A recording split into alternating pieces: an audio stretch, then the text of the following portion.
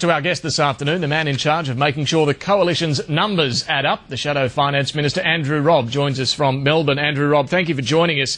Can I first ask, before we get into any specifics, about the Coalition's approach to the budget in this campaign? Are you saying you will be able to get the budget back into surplus any sooner than Labor? We most certainly will get the budget back into surplus because we will stop the reckless spending. We've already identified something in the order of $46 billion worth of savings, both recurrent savings and savings on the capital account. And there's no doubt that we will, at the end of the campaign, have established substantial cuts in spending and cuts in borrowings, intended borrowings, which will very substantially reduce the debt in the first 3 years of a coalition government. But will it mean that we get back into surplus before 2012-13, which is Labor's target? Well, you know, the 2013, if the numbers are correct, if the forecasts of revenue that are predicted in that budget do come to pass, then we certainly would be in a position to deliver a surplus. My view is that Labor will not deliver a surplus, not in 2013 or in 2014. There's no doubt that the sort of spending patterns and their instinct for spending their way out of any problem will ensure that there's no way we'll see a surplus from a Labor government. But out of the savings that you've identified, how much of that will be spent in the sort of big spending promises like we saw yesterday from the Coalition, and how much will actually be saved, will go to paying off debt? Well, we're not in a position to identify what amount will go back by way of more effective programs. We did foreshadow some weeks ago that some of the savings will be replaced with more effective programs, in some cases cheaper programs, but certainly more effective programs, such as the trade training centres, which I think they promised 2,600 and I think they've created less than 20. But they are planning to roll out more, and they're saying these are very helpful for kids making the transition into a trade. What are you going to put in their place?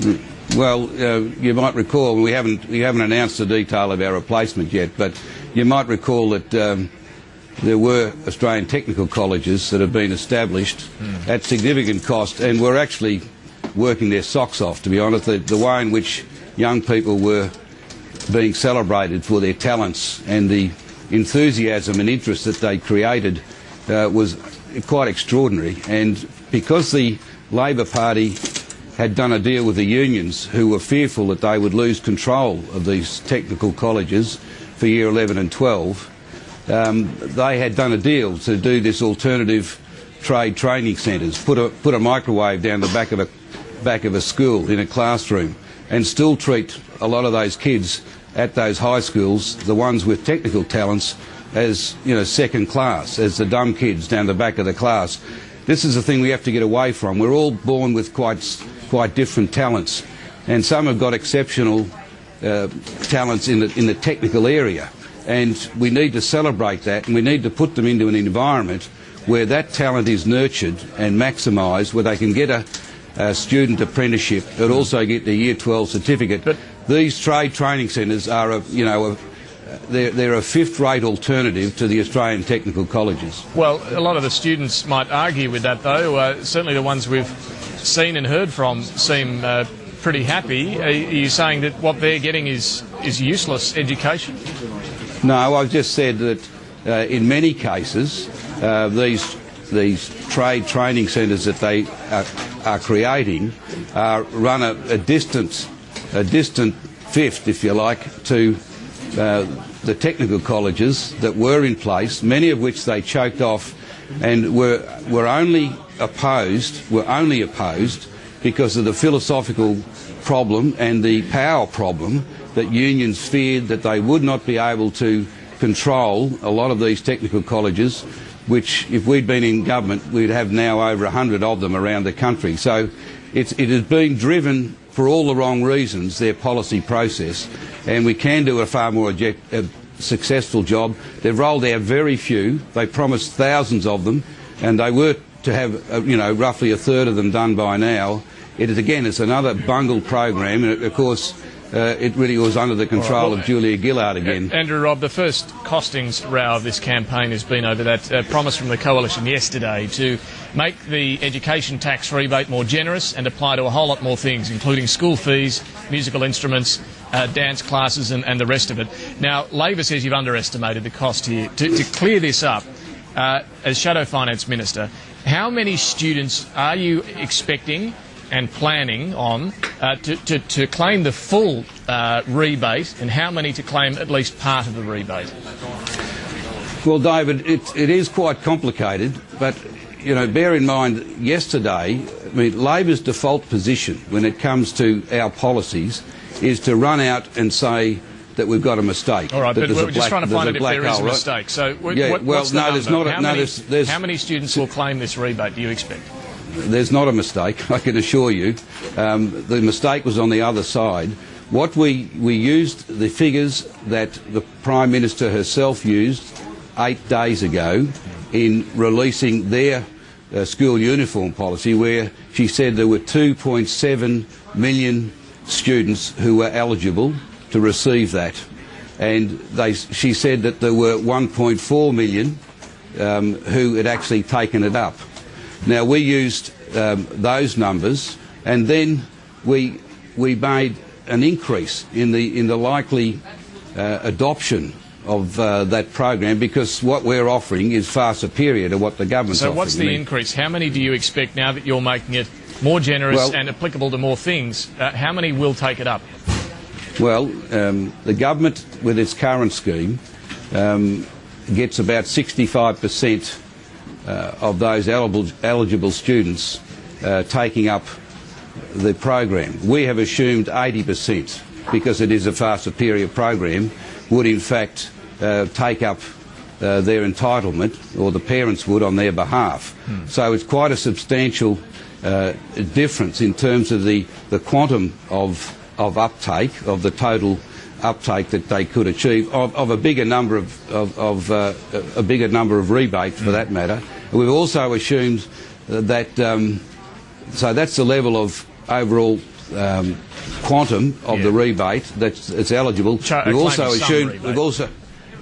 assumed that the number of take-up would go from 51% under the current scheme to something like 65% with our scheme. So we have made quite generous assumptions about the increased take-up and the increased quantum that people would take up of that program, because they can now claim anything from books to school fees to school photographs to all sorts of things, all those sorts of expenses that parents find it hard to find the money and pay for, given the sort of cost of living pressures that are now so onerous on so many Australian families.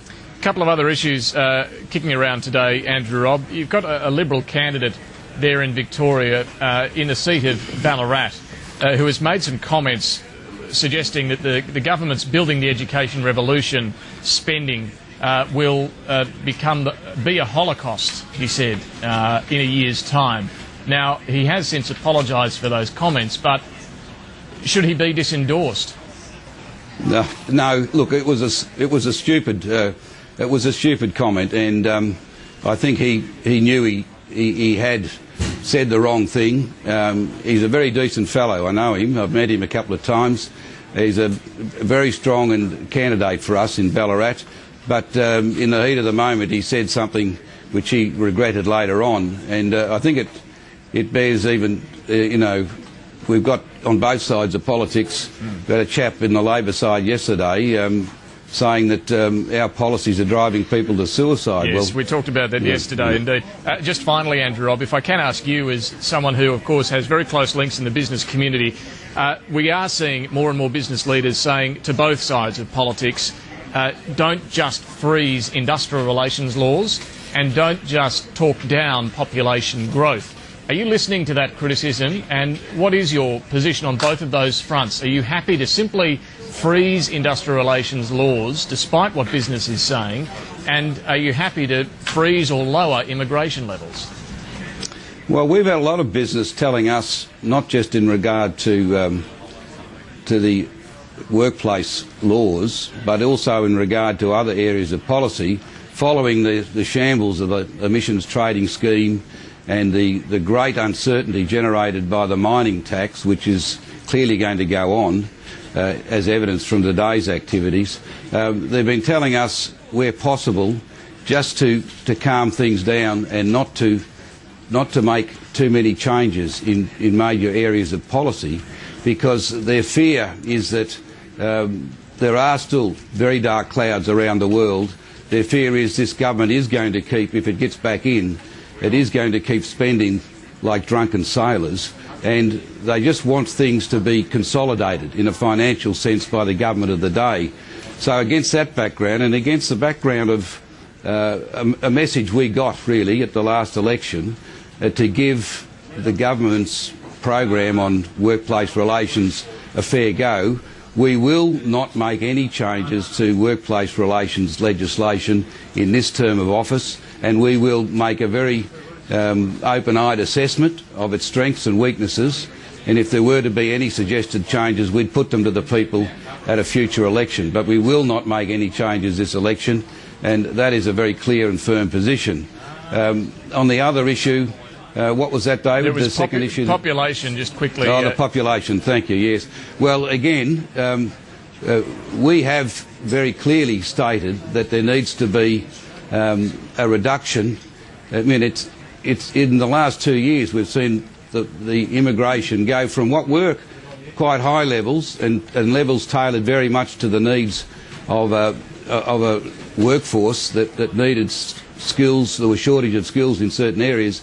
It has blown out, a lot of it off the back of family reunion under this government, to 300,000 this year. Now, if we keep at those levels, we think, you know, in the absence of proper planning for infrastructure and other things, that is unsustainable. So we have talked about levels that are back close to where we were when we were in office. Now, on the other side of politics, of course, you've got Julia Gillard saying, you know, that the population debate has absolutely nothing to do with immigration, which is such a mealy-mouthed sort of return to the Rudd era. I've got to say, David, I mean, you've got Craig Emerson out today, you've got Chris Bowen out today saying there should be a debate about immigration levels in regard to population. Then you've got their leader who's saying quite the opposite.